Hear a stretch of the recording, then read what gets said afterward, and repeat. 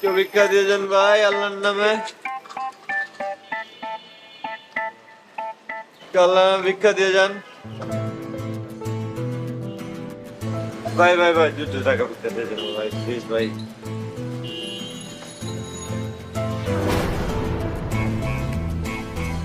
অনেক চেনা চেনা লাগতেছে। কি রে, তো আমারে চিনতে পারতেছিস না? না, কে আপনি? আশ্চর্য, আমি তো ছোটবেলার বন্ধু মাসুম, আমরা একসাথে পড়াশোনা করছি।